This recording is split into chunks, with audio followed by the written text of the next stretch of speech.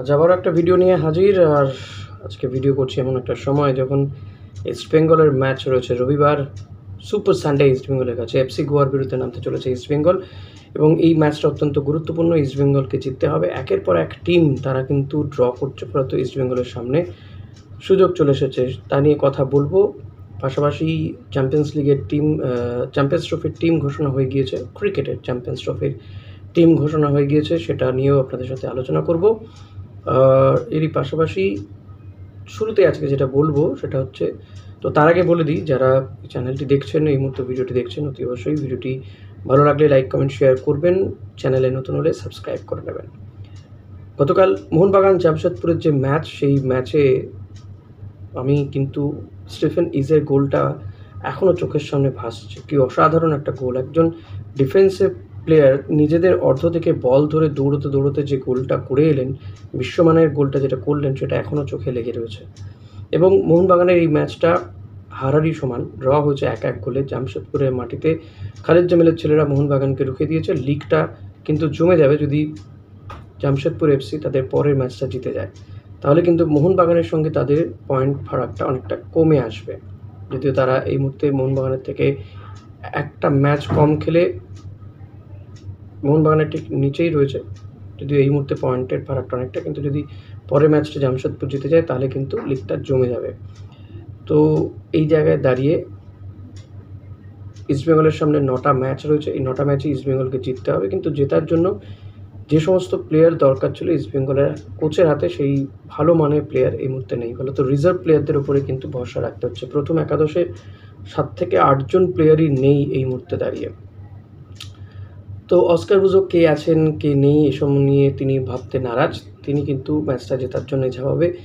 ইস্টবেঙ্গল একটা team already রওনা হয়ে গিয়েছে গোয়াতে, গতকালই তারা প্র্যাকটিসও করেছে গতকাল। আজকে আবার একটা টিম গিয়েছে, তারা প্র্যাকটিস করবে আজকে ম্যাচের আগে। শেষ মুহূর্তে একটু গা ঘামিয়ে নেবে, গতকালও তাই করেছে, খুব বেশি প্র্যাকটিস হয়নি। তবে গতকাল বেশ কয়েকজন প্লেয়ারের অভিষেক হতে চলেছে আইএসএলে। এক তো রিচার্ড সেলিস, তার ইস্টবেঙ্গলের জার্সিতে অভিষেক হবে। 7 নম্বর জার্সি দেওয়া হচ্ছে সেলিসকে, সেক্ষেত্রে রিচার্ড সেলিসের অভিষেক হবে ইস্টবেঙ্গলের হয়ে এফসি গোয়ার বিরুদ্ধে, এটা মোটামুটিভাবে নিশ্চিত। যেহেতু হেক্টর নেই, হেক্টর আনোয়ারকে রেখেই যেতে হয়েছে।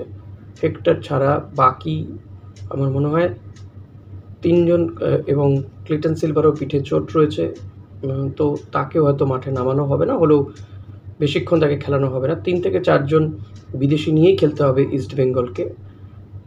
আদারওয়াইজ ইস্টবেঙ্গলের ডিফেন্সেরও কোনো প্লেয়ার এই মুহূর্তে নেই, একমাত্র হিজি মায়ের। হেক্টর বা আনোয়ার দুজনেই অসুস্থ।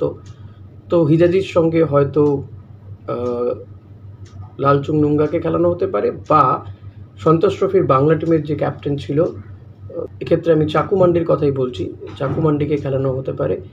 হীরামণ্ডল প্র্যাকটিসে ভালো করেছিল, কিন্তু তাকে আইএসএলে কেন যে এখনও পর্যন্ত রেজিস্টার করানো হয়নি জানি না। আজকালের মধ্যে করানো হবে বলেও মনে হচ্ছে না, যদি হয়তো ভালো।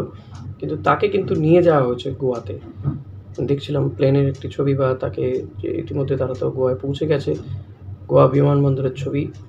তো নিশ্চয়ই তেমন কোনো পরিকল্পনা আছে হয়তো তাকে খেলানোর, হীরাকে খেলানোর। জানি না কী হবে শেষমেশ। নাওরেম মহেশকে হয়তো মাঝমাঠে খেলানো হবে, নাওরেম এবং জিকসান। এক্ষেত্রে জিকসানকে কালকে কিন্তু অনেকটা লোড নিতে হবে, কারণ সৌভিকও নেই।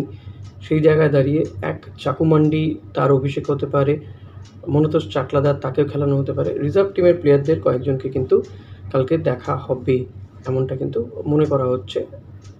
বিষ্ণুদের উপরেও চাপ থাকবে, কিন্তু অস্কার বুজো অ্যাটাকের উপরে ভরসা রেখে এফসি গোয়ার বিরুদ্ধে নামছে। এফসি গোয়াও যথেষ্ট ভালো টিম, তো তাদের বিরুদ্ধে ম্যাচ বের করা তাদের ঘরে মাঠে এতটা সহজ হবে না।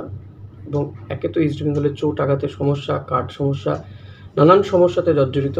অস্কার বুজো কিন্তু এই সমস্যাগুলোকে নিয়ে ভাবতে নারাজ। তার হাতে যে সমস্ত প্লেয়ার রয়েছে তাদেরকে নিয়ে তিনি শেষ বাঁশি বাজা পর্যন্ত লড়াই করে যাবেন, সেটাই তিনি জানিয়ে দিয়েছেন। এবার আসি ক্রিকেটের খবরে। চ্যাম্পিয়ন্স ট্রফির টিম ঘোষণা হয়ে গেছে। রোহিত শর্মা ক্যাপ্টেন, শুভমান গিল এই টিমের সহ অধিনায়ক। বাকি সাচ তেমন কোনো টিমের চমক আছে বলে আমার মনে হয়নি। যারা মোটামুটি কয়েকটা ওয়ানডে ধরে খেলছিলেন, বা ওয়ানডে ওয়ার্ল্ড কাপেও যারা খেলেছিলেন, মোটামুটি সেই সমস্ত প্লেয়াররা রয়েছেন। মোহাম্মদ শামি, তিনি ফিরছেন। জসপ্রীত বুমরার চোট রয়েছে, তবুও তাকে টিমে রাখা হয়েছে 15 জনের দলে। এক্ষেত্রে গৌতম গম্ভীর বা রোহিত শর্মা কিংবা অজিত আগারকারদের মন্তব্য যে ততদিনে হয়তো তিনি সুস্থ হয়ে যাবেন, সেটা ভেবেই তাকে রাখা হয়েছে। আদারওয়াইজ হর্ষদীপ সিংকে কিন্তু ব্যাকআপ বোলার হিসেবে রাখা হয়েছে। মোহাম্মদ শামি ফিরেছেন, কেএল রাহুল এবং ঋষভ পান্থ দুজন উইকেট কিপার রাখা হয়েছে। হার্দিক পান্ডিয়া অলরাউন্ডার হিসেবে তাকেও টিমে নেওয়া হয়েছে। রবীন্দ্র জাডেজা রয়েছেন।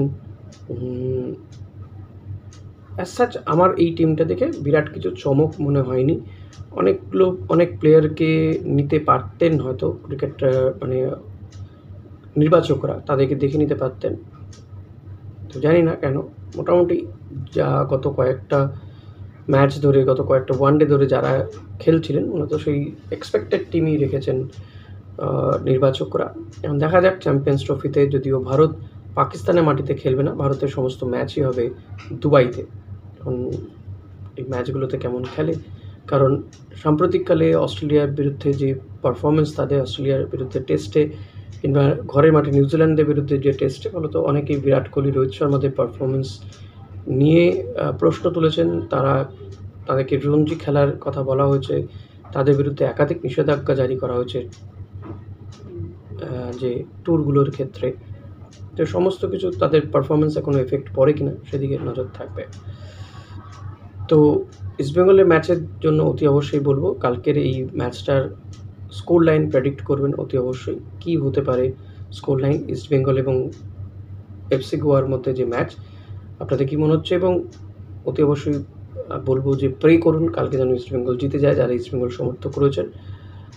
আর আচ্ছা, মোহনবাগান ম্যাচটা তো নিয়ে বলেইছি, বেশ কয়েকজন প্লেয়ারের কথা ভাবা হচ্ছে ইস্টবেঙ্গলের, যারা আসতে পারে। ডিফেন্সের প্লেয়ারই ম্যাক্সিমাম জানা যাচ্ছে যে হেক্টরের পরিবর্তে কোনো প্লেয়ারকে নিতে চলেছে ইস্টবেঙ্গল। তবে কে তিনি, সেটা তো নেক্সট উইকের মধ্যে কনফার্ম হয়ে যাবে। এক্ষেত্রে কিন্তু ক্লাব কর্তাদের একটা গড়িমসি লক্ষ্য করা যাচ্ছে বারবারই, সেটা নিয়ে কিন্তু সমর্থকরাও ক্ষুব্ধ তাদের এই গড়িমসি দেখে।